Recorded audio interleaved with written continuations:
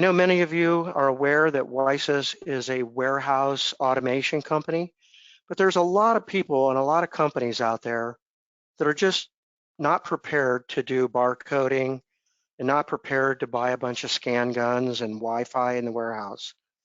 But they still need automation. And while Macola has a great history of desktop applications and the new M10 product with the workspaces and such, I think you'll see today some techniques where you can use the WiSys applications along with your Macola software to gain more automation in the front office and back office without having to use barcoding. So let's take a look.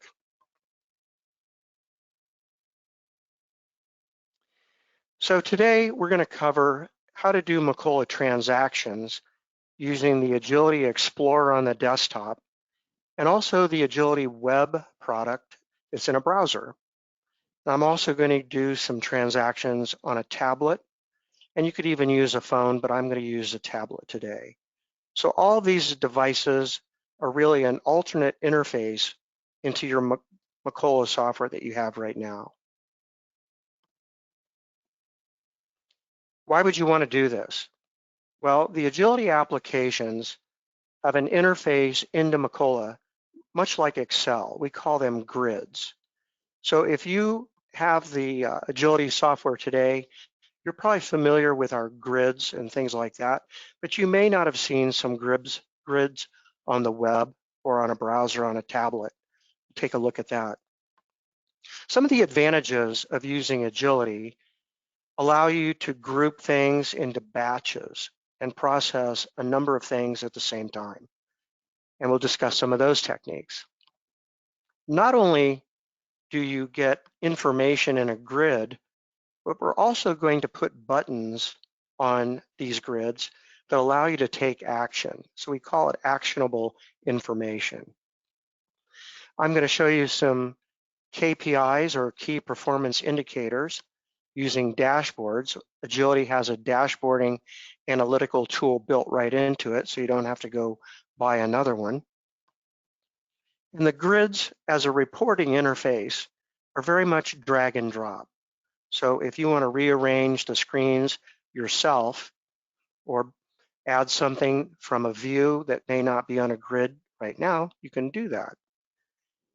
And these tools that WiSys is built on, when you own the WiSys applications, you have the tools. So if you are pretty good at SQL, maybe you've done crystal reports or maybe integrated Excel to your Macola data using ODBC or something like that.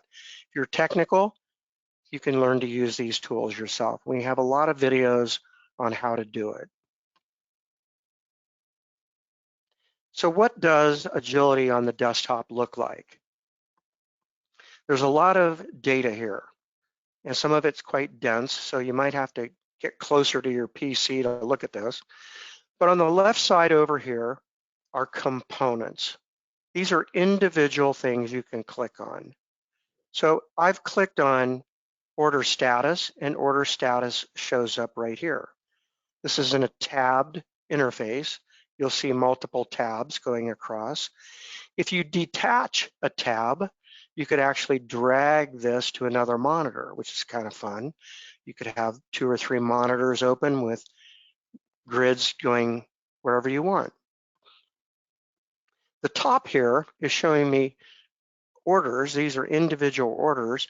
And the bottom grid is displaying individual items on that order. And there's color coding along the way to give you an alert. Promise date is late. So it's telling you something just with color.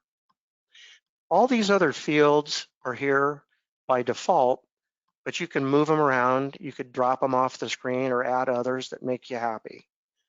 And down at the bottom, you'll see buttons. These buttons allow me to take action based on a row click. And sometimes we're using the ribbon bar up at the top. So this is Agility Explorer on the desktop. If you have Agility Web Explorer, it's very similar. You have a menu bar over here, and when you open a menu bar, you can then open an order status web report.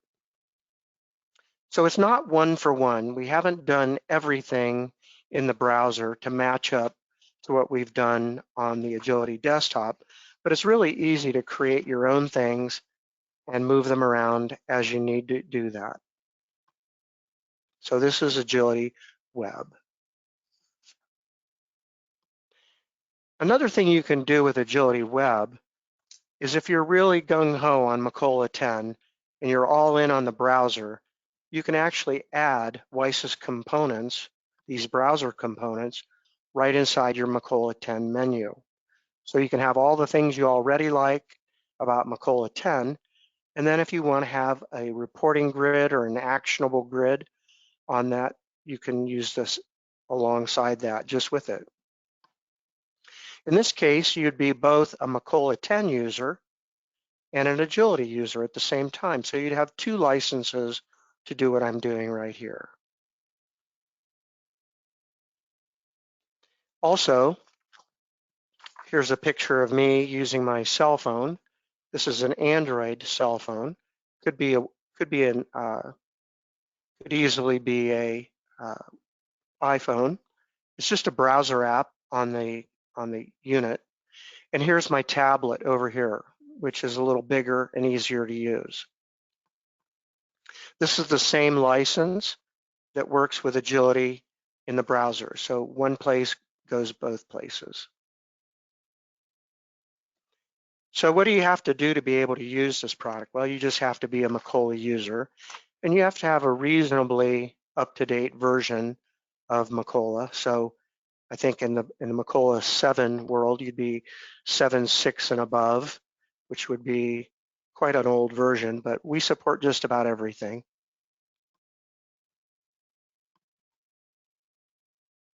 So let's take a look.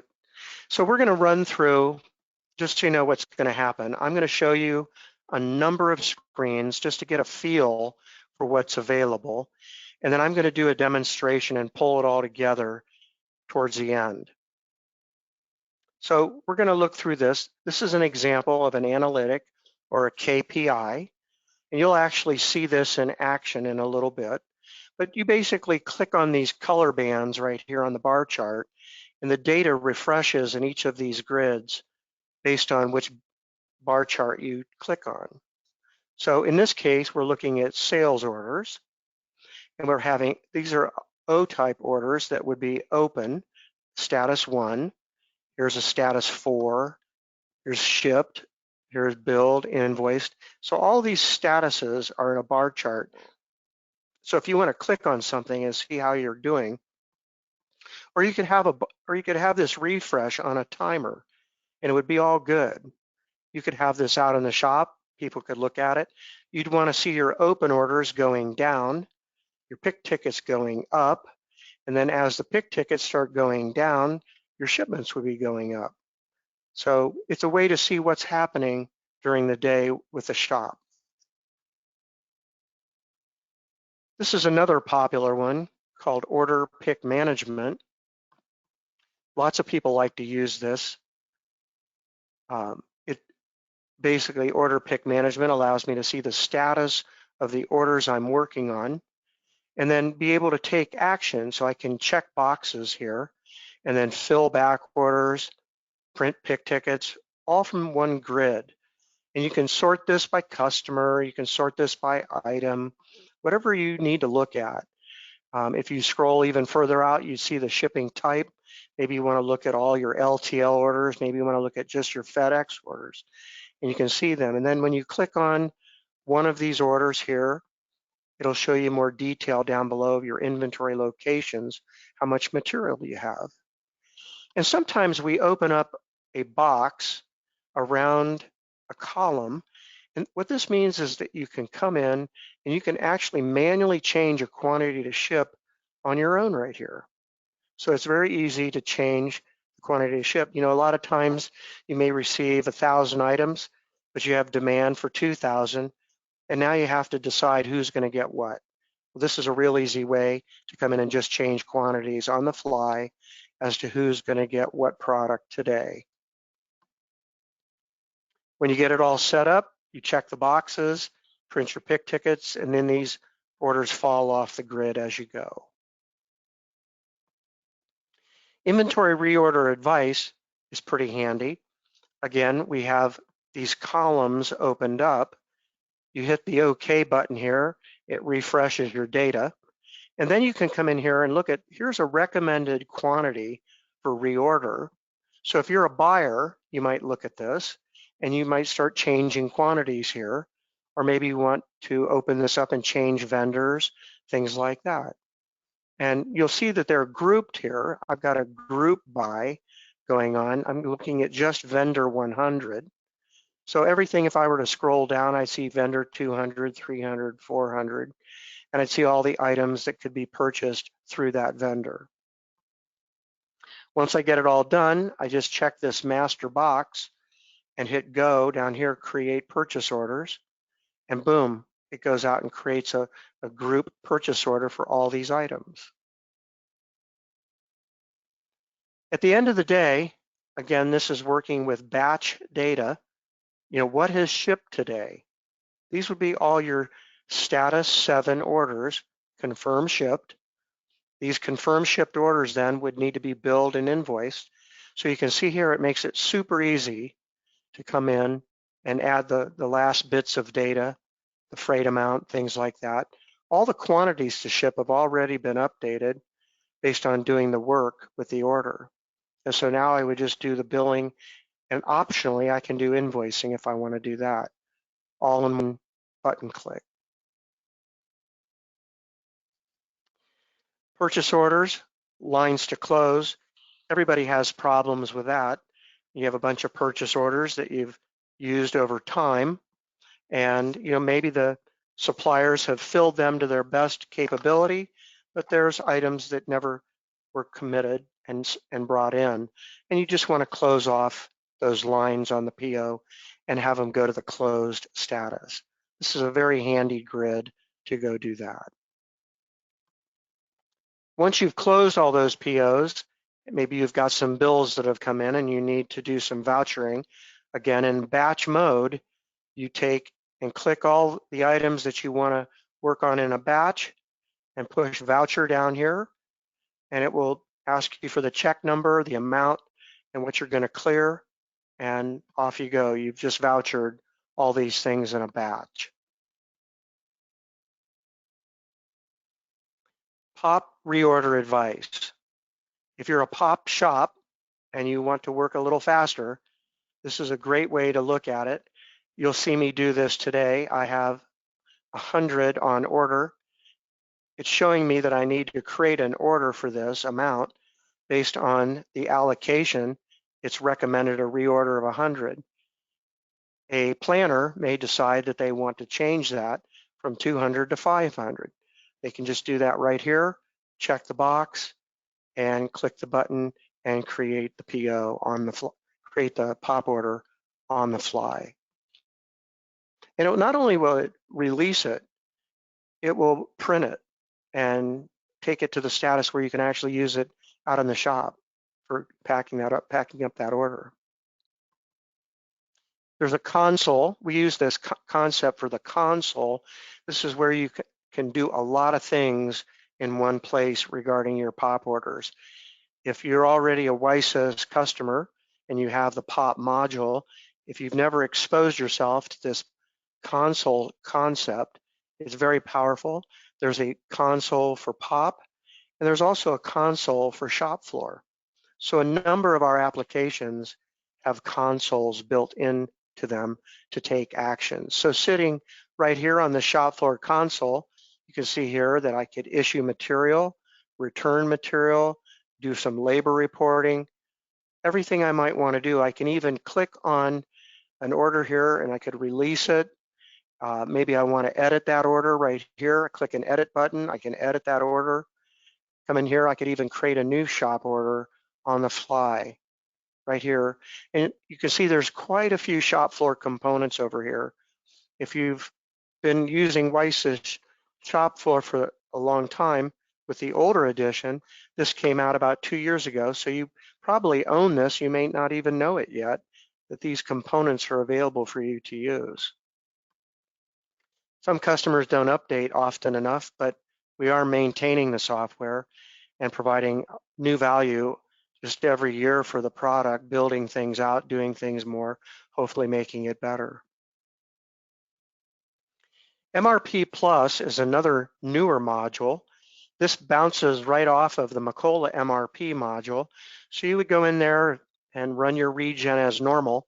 And now all that regen data is available in these grids for not only just looking at, but you can also maintain all of your items, lead times, things like that. And then you can look at your exceptions, you can look at your computer planned orders, due order releasing, things like that. All from these grids, you can take a lot of quick action with your Macola. Well, let's take a look at a couple of the web components, and then I'll get down to doing some demoing for you. So the first one is the same grid that you saw, the same analytic that you saw earlier, but now expressed as an analytic in a browser. So rather than having to load the client software out on a shop computer, you can just run this browser component and have basically the same thing. It's the same idea. These are your open orders. These are the ones that are out for picking, and these are the ones that have moved through different places in the shop. And as you click different things, these grids refresh. Here's another example of me loading a component into Macola 10. Basically, I said I wanted to put a web component in. I right moused and I added this component, and then I dropped this browser link, just a hyperlink, into this component. So whenever I want to bring this up, I just touch this, and then either you can have the components open within Macola 10, inside the Macola 10 interface, or you can have them open as a separate browser tab that you can work on. I kind of like it this way, then you can maximize it and see a lot more data. Here's a nice grid for PO receiving. Again, here, this column is opened up right here to the quantity to be received. Here's the date. There's bins and lot numbers that go out to the side, but it shows you the status of the orders. You can filter and search for something, and you could do a PO receipt right here. You know, sometimes you don't have Wi-Fi, and maybe you have a secondary location and you want to take a tablet. Your tablet might have a cell phone capability built into it, wireless capability for the cell, and you could take it on your way with you to maybe a backup warehouse that doesn't have Wi-Fi, and you could still do like overstock receiving out to a secondary warehouse. This is pretty handy for doing that.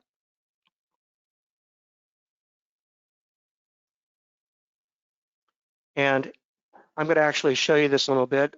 Order statuses, being able to look at different things. Sometimes you want to use your mobile phone.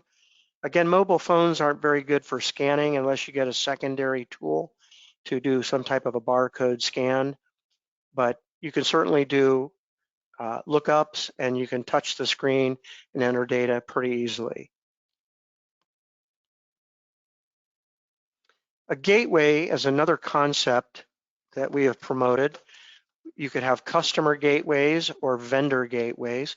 What if you had a vendor, maybe in the Far East, and they want to, maybe you want them to collect information on the shipments they're going to be sending you, and you can begin to say, you know, is this PO, is this going to be shipping on time? Yes. Here's a comment, sorry, whatever.